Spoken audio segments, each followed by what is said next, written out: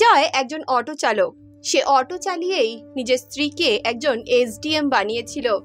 এদিকে হঠাৎ করেই সে যখন একদিন অটো চালাচ্ছিল, কিছু পুলিশ তাকে ধরে নিল। সে পুলিশেরা তাকে বলতে লাগলো, তুমি অটো চালানোর নিয়ম ভঙ্গ করেছো, এছাড়াও তোমার কাগজপত্র ঠিকঠাক নেই, তোমাকে থানায় যেতে হবে। বিজয় যখন সেই থানার নাম শুনলো, সে বলতে লাগলো, আচ্ছা ঠিক আছে, আপনারা এক কাজ করুন, আমাকে থানায় নিয়ে চলুন, কারণ দেখুন আমার কাছে তো সমস্ত প্রমাণ আছে যে আমার কাগজপত্র ঠিকঠাক আছে, আপনারা শুধুই আমাকে বিরক্ত করছেন। আমি আপনাদেরকে কোনোরূপ কোনো ফাইন দিতে পারবো না, কারণ আমি আমার দিক থেকে একদম ঠিক আছি। আপনারা যদি চান তাহলে আমাকে অবশ্যই থানায় নিয়ে যেতে পারেন। বিজয় এটা জানতো যে সে যেই থানায় যেতে চলেছে সেই থানায় তার স্ত্রী প্রাপ্তি এখন ডিএসপি হয়ে রয়েছেন।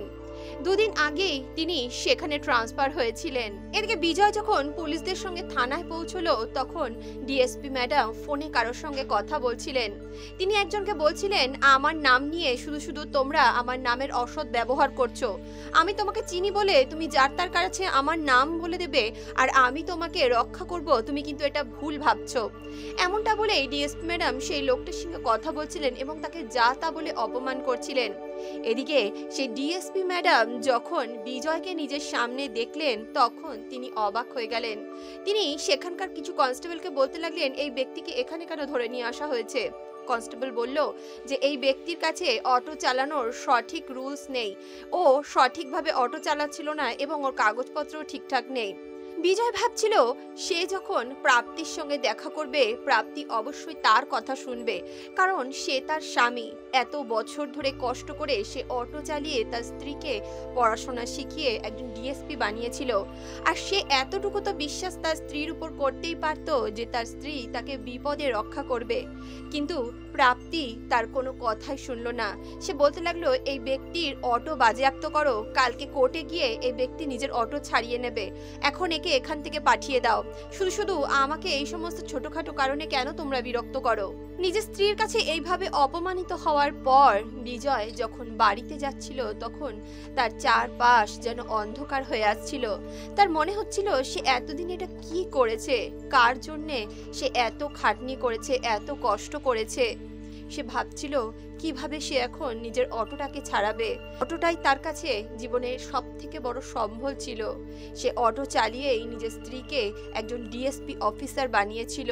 এছাড়াও অটো চালিয়েই সে এখনো পর্যন্ত নিজের এবং নিজের পরিবারের ভরণ পোষণ করত।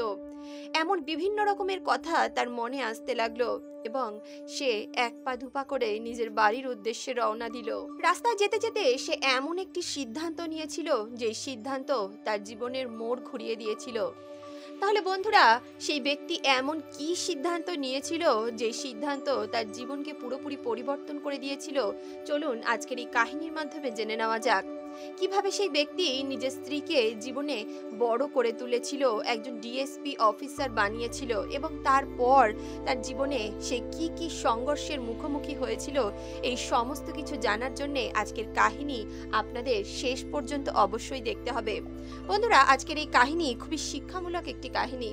এমন অনেক মানুষ আছে যারা নিজের জীবনে প্রতিষ্ঠিত হওয়ার পর যার জন্য তারা প্রতিষ্ঠিত হলো তাদেরকেই ভুলে যায়, তাদেরকেই আর তারা জীবনে স্থান দেয় না।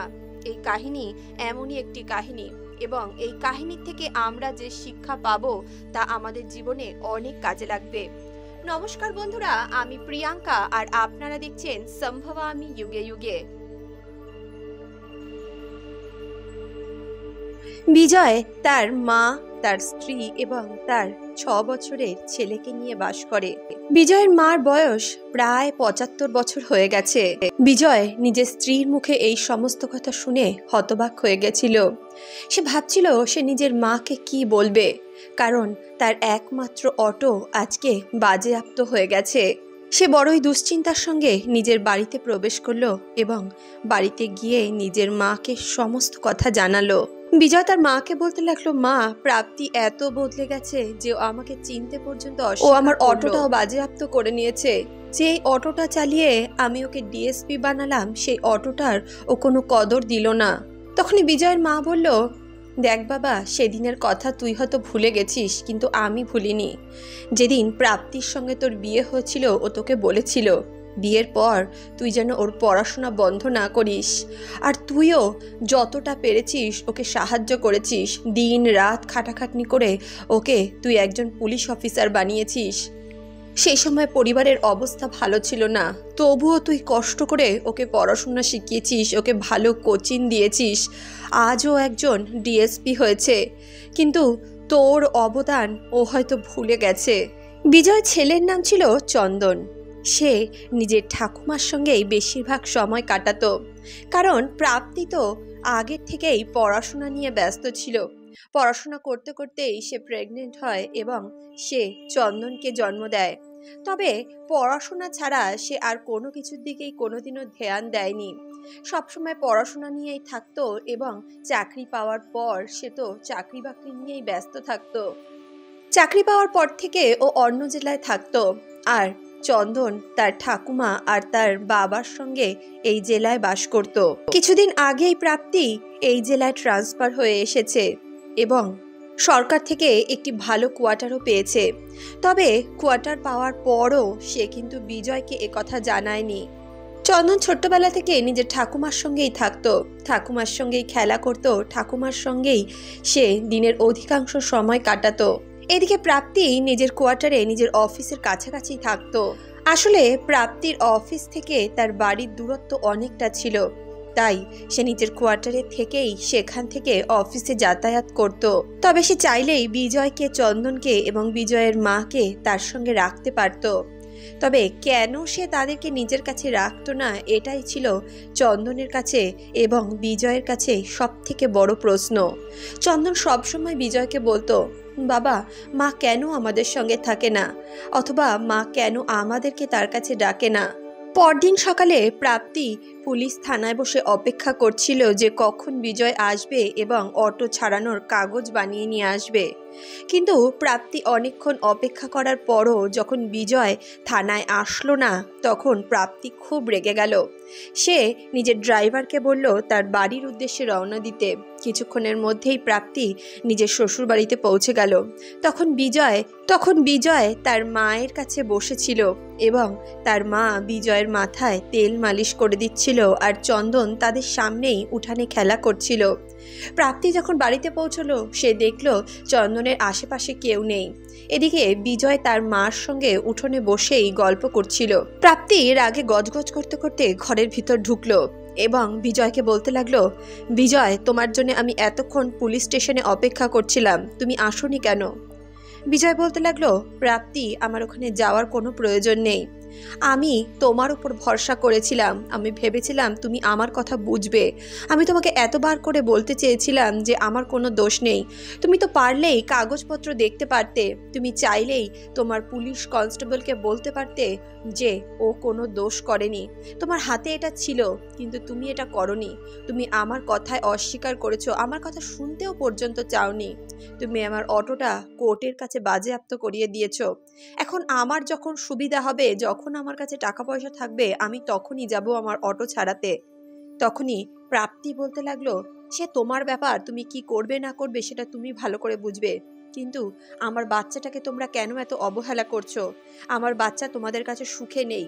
তোমরা ওখানে বসে বসে মা ছেলে মিলে গল্প করছো, আর আমার ছেলে এখানে একা একা খেলা করছে। আমি তোমাদের ভরসায় আমার ছেলেকে এখানে রেখে গেছি, কিন্তু তোমরা কেউই আমার ছেলেকে যত্ন করো না। আমি আমার ছেলেকে এখান থেকে নিয়ে যাব। বিজয় বলতে লাগলো, তুমি যদি তোমার ছেলেকে এখান থেকে নিয়ে যেতে চাও তাহলে নিয়ে যেতে পারো, কিন্তু আমার মনে হয় তোমার ছেলে আমাদের কাছেই ভালো থাকবে, কারণ আমি ওর বাবা আর আমার মা ওকে নিজের প্রাণের থেকেও বেশি ভালোবাসে। ছোট থেকে বড় হয়ে গেল আমাদের ছেলে। তুমি কি কখনো তার কোনো খেয়াল রেখেছো? শুধু পড়াশোনাতেই ব্যস্ত ছিলে। আমিও তোমাকে কোনোদিনও কিচ্ছু বলিনি। ভেবেছিলাম পড়াশোনা শিখে তুমি যখন একজন বড় অফিসার হবে, তারপর হয়তো তুমি তোমার দায়িত্ব পালন করবে। ঠিক আছে, তুমি যখন তোমার দায়িত্ব পালন করতে চাইছো, তাহলে তুমি চন্দনকে নিয়ে যেতে পারো। প্রাপ্তি চন্দনের সমস্ত জামা কাপড় গুছালো এবং নিজের সঙ্গে চন্দনকে নিয়ে গেল। যাওয়ার সময় চন্দন খুব কান্না করেছিল। সে নিজের ঠাম্মিকে ছাড়া কোনো কিছু চেনে না।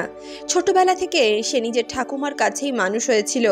আজ এত দিন পর সে নিজের ঠাকুমাকে ছেড়ে যেতে রাজি ছিল না। এদিকে চন্দনের ঠাকুমাও চন্দনের জন্য খুব কান্নাকাটি করছিল।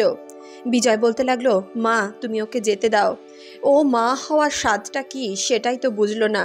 মায়ের দায়িত্ব কিছুদিন পালন করুক, তাহলেই ও বুঝতে পারবে মা হওয়া কাকে বলে। নিজের ছেলেকে এইভাবে ছেড়ে থাকতে বিজয়েরও ভালো লাগছিল না।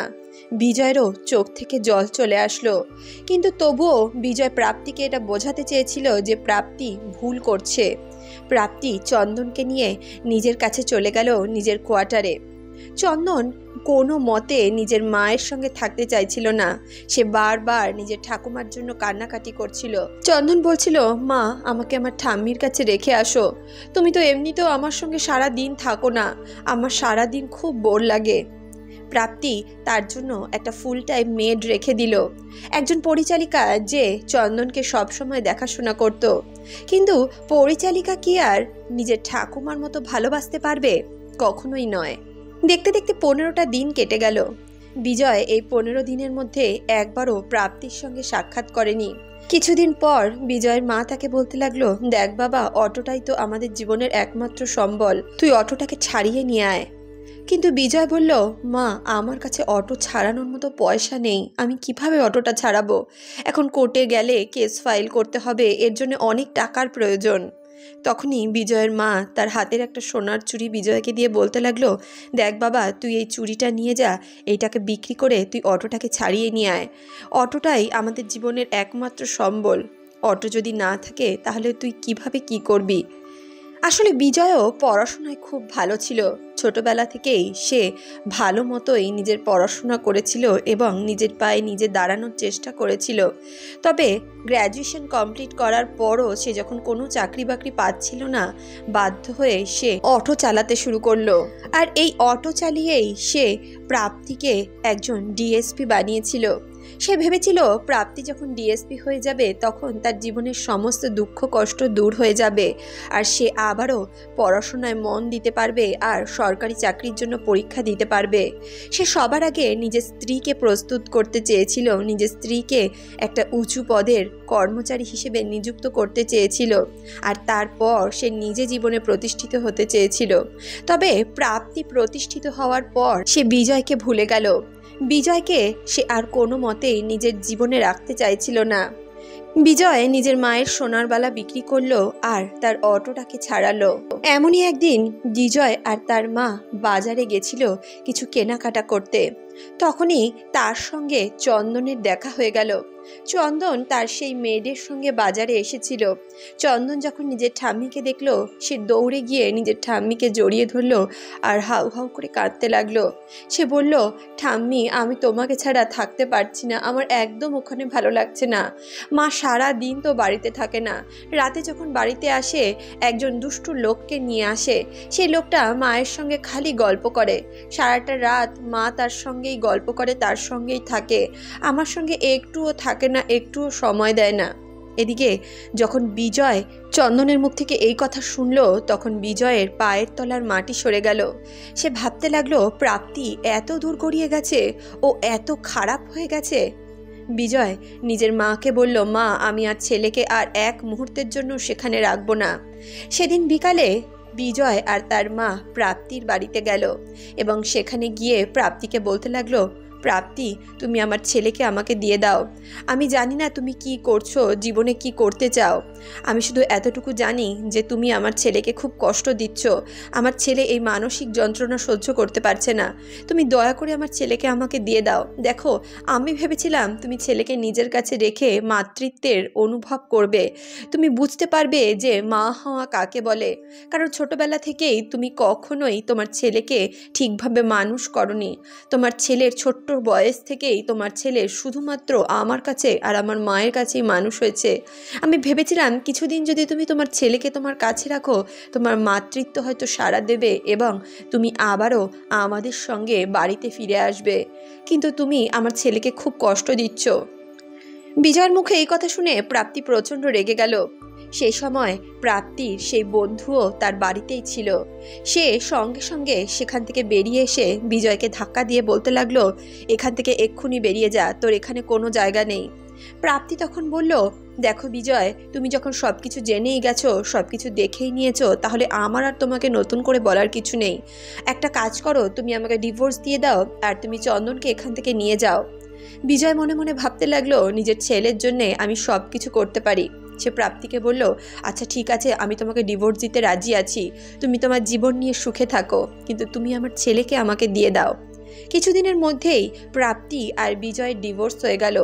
প্রাপ্তির তরফ থেকে তো ডিভোর্সের কেস ফাইল করা হয়েছিল, আর বিজয়ও তাতে সম্মতি প্রকাশ করেছিল, তাই তাদের ডিভোর্সটা খুব তাড়াতাড়ি হয়ে গেছিল।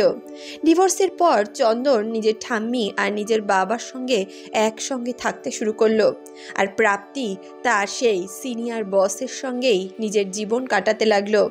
সেই সিনিয়র বসের বিবাহ হয়ে গেছিল, তার এক পুত্র এবং এক কন্যা ছিল, কিন্তু তবুও সে প্রাপ্তির সঙ্গে সম্পর্কে লিপ্ত ছিল। প্রথম দিকে তো প্রাপ্তির এই বিষয়টা খুব ভালো লাগতো। ট্রেনিংয়ের সময় থেকেই প্রাপ্তির সঙ্গে তার ওই বসের সাক্ষাৎ হয় এবং তাদের দুজনের মধ্যে একটা প্রেম সম্বন্ধ তৈরি হয়। দেখতে দেখতে সেই সম্বন্ধ আরও গাঢ় হয়ে যায় এবং আজ সেই ব্যক্তির জন্যেই প্রাপ্তি নিজের ঘর সংসার সব কিছু ত্যাগ করে দিয়েছিল। এদিকে চন্দন নিজের ঠাকুমা আর নিজের বাবার সঙ্গে সময় কাটাচ্ছিল, নিজের জীবন উপভোগ করছিল, কারণ তার ঠাকুমা তাকে ভীষণ ভালোবাসতো। এভাবেই আরও 2 বছর কেটে গেল। এই 2 বছরের মধ্যে বিজয় আর প্রাপ্তির জীবনে অনেক কিছু বদলে গেছিল। বিজয় অটো চালিয়ে নিজের ছেলেকে ভালো স্কুলে পড়াশোনা করাতো এবং নিজের মায়ের যত্ন করত। অপরদিকে প্রাপ্তি নিজের বসের সঙ্গে বেশ ভালোভাবেই নিজের জীবন কাটাচ্ছিল, কিন্তু হঠাৎই একদিন প্রাপ্তি এটা জানতে পারে যে তার বস তার কিছু ভিডিও ক্যামেরা তুলে রেখেছে এবং সেই ভিডিও ফুটেজ দেখিয়ে সে প্রাপ্তিকে বিভিন্নভাবে ব্ল্যাকমেল করতে লাগলো। প্রাপ্তিকে সে মারধর করত এবং তার সঙ্গে খারাপ আচরণ করত। প্রাপ্তি তাকে কিছু বলতেও পারছিল না, কারণ তার বিভিন্ন রকম ভিডিও ফুটেজ তার কাছে ছিল। প্রাপ্তি 4 দিক থেকে ফেঁসে যাচ্ছিল। এমনই সময় বিজয়ের জীবনেও একটা ভয়ঙ্কর দুর্ঘটনা ঘটল। তার একটা রোড অ্যাক্সিডেন্ট হলো এবং অ্যাক্সিডেন্টের কারণে তার অটোটা পুরো নষ্ট হয়ে গেল। বিজয়ও তার পায়ে আঘাত পেল।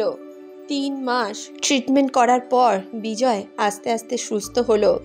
তবে এই 3 মাসের মধ্যে তারা এত দৈন্যদশা দেখেছিল যে দৈন্যদশা তারা নিজেদের জীবনে আগে কখনো দেখেনি।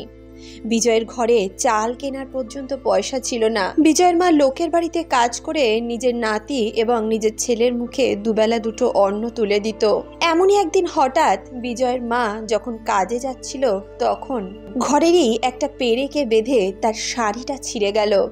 তার মা মনে মনে ভাবতে লাগলো, ইস, আমার শাড়িটা ছিঁড়ে গেল, এখন আবার আমাকে নতুন শাড়ি বার করতে হবে। এমনটা ভেবেই যখন বিজয়ের মা নিজের পুরনো ট্রাঙ্কটা খুলল, তখন শাড়ি বার করতে গিয়েই একটি পুরনো শাড়ির ভাঁজে তিনি একটি জমির দলিল পেলেন। আসলে ওই জমিটা বিজয়ের পৈতৃক ভিটে ছিল। বিজয়ের মা বিজয়কে সেই জমির কাগজপত্র দেখালো এবং বিজয় সুস্থ হওয়ার পর সেই জমির কাগজপত্র নিয়ে সেখানকার বিএলআর অফিসে গেল এবং সেখান থেকে জানতে পারলো জমির দাম এখন কোটি টাকা ছাড়িয়েছে, কারণ ওই জমির আশেপাশে বিশাল বড় একটি ফ্যাক্টরি তৈরি হয়েছে, আর ফ্যাক্টরির লোকেরা এখন ওই জমি কোটি টাকা দামে হলেও কিনতে চায়। বিজয় যখন কথা জানলো, সে ফ্যাক্টরির ব্রোকারের সঙ্গে কথা বলল এবং 1.5 কোটি টাকায় নিজের সেই জমি বিক্রি করলো। বিজয় এখন আর দরিদ্র মানুষ নেই, সে এখন ভালো টাকার মালিক হয়েছে। সে ওই টাকা দিয়ে একটি জমি কিনলো এবং তাতে ভালো বাড়ি বানালো, নিজের ছেলেকে একটি দামি স্কুলে ভর্তি করলো এবং তার মাকে একটা আচারের ব্যবসা খুলে দিল। বিজয় আর তার মা সেই আচারের ব্যবসা ভালো মতোই চালাচ্ছিল। তাদের ব্যবসা রমরমা চলতে লাগলো। কিছুদিনের মধ্যেই বিজয় আরও অনেক টাকার মালিক হয়ে গেল। এদিকে প্রাপ্তির জীবন আরও বেশি ভয়ঙ্কর হয়ে যাচ্ছিল। তার বস তাকে দিনের পর দিন অত্যাচার করা শুরু করেছিল। সে যদি কিছু বলতে যেত তাহলে তার সেই ফুটেজকে পাবলিকে লিক করে দেওয়ার, পাবলিকে ভাইরাল করে দেওয়ার ভয় দেখাতো তাকে। বিজয়ের আর্থিক অবস্থা যখন সচ্ছল হয়ে গেল, তখন তার মা তাকে বলতে লাগলো, দেখ, তোর ছোটবেলার ইচ্ছা তুই পড়াশোনা শিখে একজন সরকারি কর্মচারী হবি, একজন উচ্চ পদের সরকারি কর্মচারী যাকে সবাই সেলিউট করবে। এখন তো আর কোনো বাধা নেই, এখন তো আমাদের কাছে যথাযথ টাকা পয়সাও রয়েছে, এছাড়াও আচারের ব্যবসা আমি একাই দেখে নিতে পারবো। তুই এখন আবারও পড়াশোনায় মন দে। মায়ের কথা শুনে বিজয় আবারও পড়াশোনা শুরু করলো এবং একটি ভালো কোচিংয়ে ভর্তি হলো। 1 বছর কঠোর পরিশ্রম করার পর সে ইউপিএসসি এক্সাম ক্র্যাক করলো এবং সে একজন আইপিএস অফিসার হয়ে গেল। এমনই একদিন একটি পুরস্কার সমারোহতে বিজয় এবং প্রাপ্তিকে আমন্ত্রিত করা হলো। প্রাপ্তি যখন দেখলো যে বিজয় একজন আইপিএস অফিসার হয়ে গেছে, তখন প্রাপ্তি অবাক হয়ে গেল। প্রাপ্তি এটা কল্পনা করতে পারছিল না যে যেই মানুষটাকে সে একদিন এত অপমান করেছিল, তাকে এত অপমানিত করে বাড়ির থেকে তাড়িয়ে দিয়েছিল এবং তার সঙ্গে ডিভোর্স নিয়ে নিয়েছিল, আজকে সেই মানুষটা একজন আইপিএস অফিসার হয়েছে, এত বড় উচ্চ পদের একজন পদাধিকারী হয়েছে। বিজয়কে দেখা মাত্রই প্রাপ্তির লজ্জায় মাথা হেঁট হয়ে আসলো। এদিকে প্রাপ্তি নিজের জীবনে যে সংঘর্ষ করছিল, সেই সংঘর্ষ তার কাছে দিনের পর দিন অসহনীয় হয়ে উঠছিল। সে আর নিজের বসের অত্যাচার সহ্য করতে পারছিল না। এমনই একদিন সে মনে মনে সিদ্ধান্ত নিল সে আর এই অত্যাচার সহ্য করবে না। সে তার বসকে পরিষ্কার জানিয়ে দিল, দেখুন আপনি যাই করে নিন না কেন, আপনার যদি ইচ্ছা হয় আপনি সেই সমস্ত ফুটেজ ভাইরাল করে দিন। কি আর হবে, আমার সাজা হয়ে যাবে, এর থেকে তো বেশি কিছু হবে না। আমি সব কিছু করতে রাজি আছি, কিন্তু দয়া করে আপনি আমার জীবন থেকে সরে যান, কারণ আপনি আমার জীবন দুর্বিষহ করে তুলেছেন। এমনটা বলেই প্রাপ্তি নিজের বাড়িতে নিজের শাশুড়ির কাছে গিয়ে পৌঁছলো। সে নিজের শাশুড়ির পা ধরে ক্ষমা চাইতে লাগলো। সে বলতে লাগলো, মা আমাকে ক্ষমা করে দিন, আমি জীবনে অনেক বড় ভুল করেছি, আমি বিজয়কে চিনতে ভুল করেছি। প্রাপ্তি নিজের ছেলেকে কাছে টেনে নিতে চাইল, কিন্তু চন্দন তার থেকে অনেক দূরে সরে গেল। সে বলতে লাগলো, তোমার মতো মাকে আমি চাই না, তুমি দয়া করে এখান থেকে চলে যাও। তুমি কেন এসেছো এখানে? তুমি আবারও আমাদের জীবন নষ্ট করতে এসেছো। প্রাপ্তি যখন নিজের ছেলের মুখে একথা শুনলো, তখন তার বুকের ভেতরটা যেন ফাঁকা হয়ে আসলো। সে ভাবতে লাগলো সে যা করেছে আজকে তারই ফল সে পাচ্ছে। কিছুক্ষণ পর বিজয় যখন ঘরে এসে প্রাপ্তিকে দেখলো, সে প্রচণ্ড রেগে গেল। সে বলতে লাগলো, আপনি এখানে কি করছেন? এখান থেকে এক্ষুনি বেরিয়ে যান, আমাদের আপনার সঙ্গে কোনো সম্পর্ক নেই। তখন প্রাপ্তি বলল, বিজয় তুমি এমন বলো না, আমি তোমার স্ত্রী। বিজয় বলল, আপনি হয়তো ভুল করছেন, আপনি আমার স্ত্রী নয়, আপনি আমার প্রাক্তন স্ত্রী। আপনার সঙ্গে আমার ডিভোর্স হয়ে গেছে। আমার ছেলেকে বাঁচানোর জন্য আমি আপনাকে ডিভোর্স দিয়েছিলাম। আপনি তো সেটাই চেয়েছিলেন, স্বাধীনভাবে বাঁচতে চেয়েছিলেন, তাহলে কেন আবার এখানে এসেছেন? প্রাপ্তি বিজয়ের পা ধরে ক্ষমা চাইতে লাগলো। সে বারবার করে বিজয়কে বলল, দয়া করে আমাকে ক্ষমা করে দিন, আমি অনেক বড় ভুল করে ফেলেছি। কিন্তু বিজয় কোনোভাবেই প্রাপ্তিকে নিজের জীবনে মেনে নিতে চাইছিল না। তখনই প্রাপ্তি নিজের শাশুড়ি মাকে বলতে লাগলো, মা আমাকে দয়া করে ক্ষমা করে দিন, আপনি বিজয়কে বলুন না যেন সে আমাকে ক্ষমা করে দেয়। তখনই বিজয়ের মা বলতে লাগলো, দেখো মা, তুমি যে ভুল করেছো তার শাস্তি তো তোমাকে পেতেই হবে। প্রাপ্তি নিরাশ হয়ে সেখান থেকে আবারও নিজের কোয়ার্টারে ফিরে গেল। ততক্ষণে প্রাপ্তির বস তার সমস্ত ভিডিও ভাইরাল করে দিয়েছিল। প্রাপ্তির কিছুদিনের মধ্যেই চাকরি চলে গেল, কারণ সেই ভিডিওতে কিছু ঘুষ নেওয়ার দৃশ্য ছিল। নিজের সাজা কাটার সময় প্রাপ্তির শরীর খুব অসুস্থ হয়ে পড়েছিল এবং জেলেই তার মৃত্যু হয়েছিল। বন্ধুরা, মিথ্যেবাদী বেঈমান এদেরকে আপনারা চিনবেন কি করে? এদেরকে চেনার কি কোনো উপায় আছে? আমার এক বন্ধু আমাকে জিজ্ঞেস করেছে যে মিথ্যেবাদী আর বেঈমানকে আমরা চিনব কি করে? বন্ধুরা, এদেরকে চেনার কিছু কিছু উপায় রয়েছে। এদের এই অভ্যাস এদের রক্তে থাকে। কেউ আপনার নামে হঠাৎ করে খুব প্রশংসা করছে, কিন্তু বাস্তবে সে সব সময় আপনার নামে নিন্দা করে, আপনাকে নিয়ে সমালোচনা করে। এমন ব্যক্তি হঠাৎ করে যদি আপনাকে নিয়ে প্রশংসা করতে শুরু করে, বুঝবেন তার নিশ্চয়ই এতে কোনো স্বার্থ রয়েছে। সে আপনার সঙ্গে কোনো না কোনো বেইমানি অবশ্যই করবে। আপনার জীবনে যদি কখনো আনন্দের মুহূর্ত আসে, সেই ব্যক্তি হঠাৎ করেই কেমন যেন বিষণ্ণ হয়ে যাবে। তার মনে হবে তার জীবনটাই যেন অর্থহীন হয়ে গেছে। এমন ব্যক্তিদের থেকে সবসময় সাবধান থাকবেন। যারা আপনার আনন্দে খুশি হয় না, তারা আপনার যোগ্য না, তারা আপনার জন্য বেঈমান প্রমাণিত হতে পারে। এমন ব্যক্তিরা বিপদে কোনোদিনও আপনার সঙ্গ দেবে না। এরা সব সময় আপনার বিপদে আপনার পেছনে হাততালি দেবে। বেঈমান প্রতারক ব্যক্তিদের এই সমস্ত গুণাবলীগুলো থাকে। তাই এই সমস্ত ব্যক্তিরা যদি একবার আপনার সঙ্গে প্রতারণা করে, তাদের কথায় দ্বিতীয়বার আর ভুলবেন না। এদের চোখের জলে ভুললে আপনি বিপদে পড়বেন। এরা কখনো ভালো হবে না। এরা সব সময় সুযোগ পেলেই আপনার সঙ্গে বেইমানি করবে, আপনার সঙ্গে প্রতারণা করবে। তারা হয়তো বলবে, আর হবে না, আর জীবনে কোনোদিনও এই ভুল করব না, আমাকে একবারের মতো ক্ষমা করে দাও। কিন্তু সাবধান, এদের কথায় কখনো ভুলবেন না, কারণ এদের বেইমানি এদের রক্তে আছে। যে একবার প্রতারণা করেছে সে আবারও সুযোগ পেলে প্রতারণা করবে। বন্ধুরা, আমাদের ধর্মশাস্ত্র বলা হয়েছে বেইমানির মতো পাপ আর কিছুতে নেই। যে তোমাকে বিশ্বাস করে, যে বিশ্বাস করে নিজের মনের কথা বলে, অথবা যে বিশ্বাস করে নিজের সবটা উজাড় করে দেয় তোমার উপরে, তুমি যদি সেই ব্যক্তির সঙ্গে বেইমানি করো, এর থেকে বড় পাপ এই পৃথিবীতে আর কিছু নেই। হ্যাঁ, তুমি যদি কাউকে কোনো কথা দাও আর সেই কথা না রাখতে পারো, তাহলে তার কাছে গিয়ে তুমি ক্ষমা প্রার্থনা করতে পারো, কিন্তু তার থেকে পালিয়ে পালিয়ে বেড়াবে না। তুমি নিজেকে স্যালেন্ডার করতে পারো। তুমি বলতে পারো, ভাই আমার ভুল হয়ে গেছে, আমি তোমাকে যে কথা দিয়েছিলাম সে কথা রাখতে পারিনি। তবে তুমি যদি সেটা না করে তার থেকে পালিয়ে বেড়াও, তাহলে সেটাকে বেইমানি বলা হয়। তাহলে বন্ধুরা, আজকের এই কাহিনী, আজকের এই প্রসঙ্গ আপনাদের কেমন লাগলো কমেন্ট বক্সে অবশ্যই লিখে জানাবেন। ভিডিওটি ভালো লাগলে অবশ্যই ভিডিওটিতে একটি লাইক করুন, বন্ধু বান্ধব আত্মীয় পরিজনের সঙ্গে ভিডিওটি শেয়ার করুন।